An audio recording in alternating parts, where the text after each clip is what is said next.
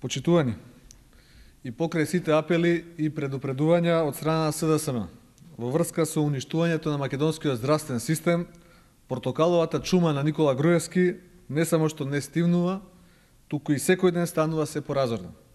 Најновата глупост што ја измислија е намерата да ги спречат пациентите слободно да изберат доктор, односно самите да одлучат каде ќе се лекуваат. Со оваа нова одлука, Министерот за здравство ги прогласи матичните лекари за неспособни да направат проценка дали болниот треба да оди кај специјалист во здравствен дом или пак е подобро да оди, состојбата му е посериозна и е подобро да оди во болница или на клиника. Во услови на ваков хаос, во услови кога здравството никогаш не било волку сиромашно, во услови кога нема ни М од медицинската мапа, која толку долго време ја најавуваат, кога медицинските протоколи се само мисловна именка и кога го имаме најголемиот одлив на доктори од јавното во приватното здравство во историјата, можеме да предупредиме дека доколку ова почне да се применува, ќе биде на сметка на здравјето, а понекогаш за жал и на животот на болните.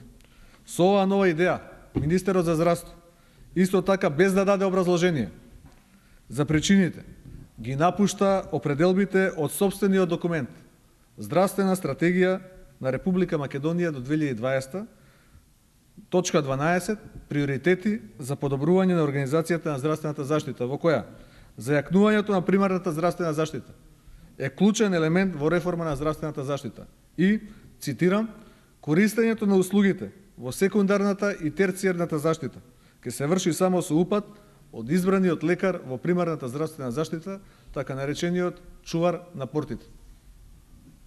Новиот режим на владата и Министерот за здравство за упатување кон болниците и клиниките ќе им донесе само нови малтретирања и дополнителни трошоци на граѓаните. Наместо да се олеснат процедурите на пациентите и тие што полесно и за пократко време да добијат квалитетна здравствена заштита, сега работите ќе се комплицираат, за на крај болните да се откажат од здравствената услуга и да ја побараат приватно. Ова е индиректна порака што испраќа владата до пациентите, да не доаѓаат во државните болници и клиники, бидејќи таму тешко ќе стигнат, а проблемот побрзо да го решат во приватните болници, плаќајќи поголеми суми на пари. Да објасниме за што станува збор со два примера. Пример 1. Доколку некој пациент, да речеме од Кавадарци или од Неготино, добие болки во стомакот навечер, мора да го побара својот матичен лекар. Тој треба да го упати до специјалист. Специјалистот, од кога ќе утврди дека пациентот е за операција, го испраќа до најблиската болница за овие два града, тоа е болницата во Кавадарци. Кога ќе стигне во болницата, после целата оваа процедура, едноставно ќе му биде кажано дека не може да биде опериран, бидејќи во болницата нема ниту еден анестезиолог. Или, пример 2, ќе им каже на сите жени дека не смеат да се пораѓаат во Дебар и Дебарско, бидејќи во општата болница во Дебар нема ниту еден гинеколог-акушер. СДСМ минатата година предложи закон за акредитација на здравствените установи, односно систем за контрола на нивниот квалитет. Од владата на ВМРО ДПМН овој закон беше одбиен со две укажувања дека прво сме го украле од нив и второ дека само што тие не го предложиле нивниот закон. Помина година дена, од законот се уште нема ништо. Се додека нема гаранција за квалитетот на здравствените установи, овој ново најавен потек на владата е крајно ризичен. Затоа, пред да се размислува за било какви промени во начинот на упатување и лекување на болните во терцијарната здравствена заштита, потребно е да се направи мрежа на здравствени установи спрема здравствените потреби на населението и да се воведе акредитација на сите здравствени установи, на сите нивоа на здравствена заштита, со што ќе се обезбеди потребен квалитет на здравствените услуги.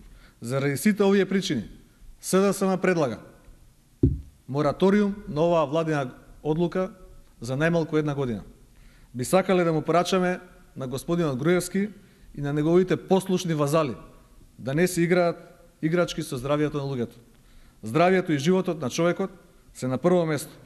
Ако не умиле да штедат, нека го направат тоа од непотребно поарчените 200 милиони евра од проектот Скопје 2014, нека не го прават од здравието на народот. Здравието нема цена. Благодарам. Доколку има некое прашање, повелете. Има ли многу жртви со новиот концепт на владата? Новиот концепт на владата е погубен. Никој не може да предвиди што се ќе донесе. За жал, луѓето кои ќе лутаат, ако им треба неопходна интервенција, сигурно ќе бидат жртви на овој непромислен потек. Ова е како да почнете работата да ја средувате од опашката. Работата се средува од главата. Ако нема повеќе прашања, благодарам.